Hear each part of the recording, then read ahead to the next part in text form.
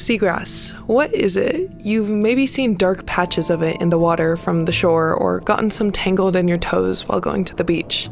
Seagrass is the world's only flowering plant that can live underwater.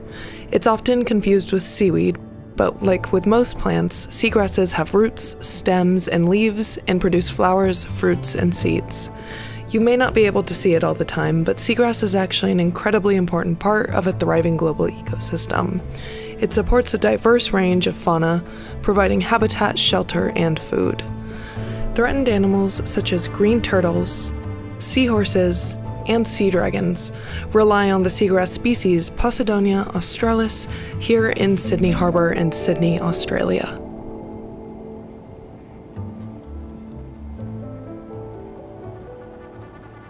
Hi there, I'm Sydney Richardson. I'm from California, USA. I'm a PhD student in mechanical engineering at Stanford University. But for this week, I'm here in Sydney, Australia, working on restoring the endangered marine seagrass species, Posidonia australis, working with the Sydney Institute for Marine Science in order to try and rejuvenate those habitats.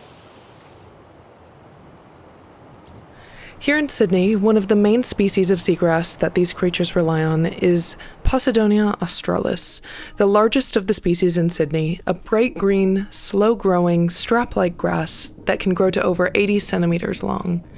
Posidonia provides a nursery habitat and feeding ground for these endangered animals alongside recreationally important fish such as bream, mullet, leather jackets, and garfish.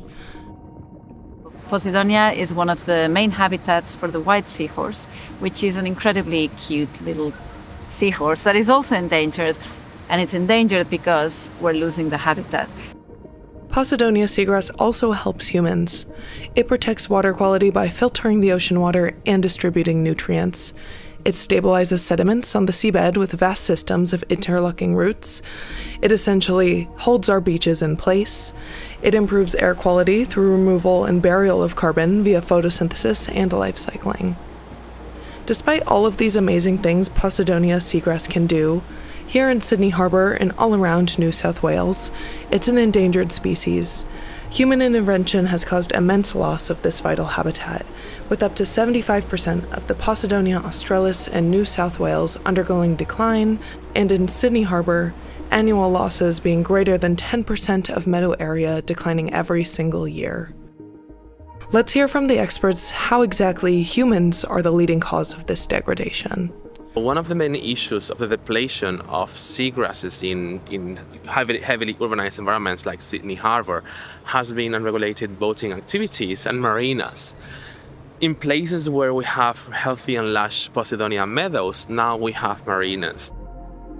In these marinas, block and chain swing moorings provide permanent anchorage for boats. A concrete block which displaces seagrass serves as the anchor and a chain attaches to the boats. The boat swings with wind and currents, causing the chain to drag across the seabed and seagrass, leaving a circular bare patch around the mooring block. Though moorings are the leading cause of degradation, dredging, water pollution, trampling, and climate change put further pressure on these sensitive seagrasses. Though Posidonia australis is facing some big challenges from human influence, people are now trying to restore these once thriving environments. In the next video, we'll learn about Project Restore and how researchers at the Sydney Institute of Marine Science are hard at work on reviving these once thriving seagrass ecosystems.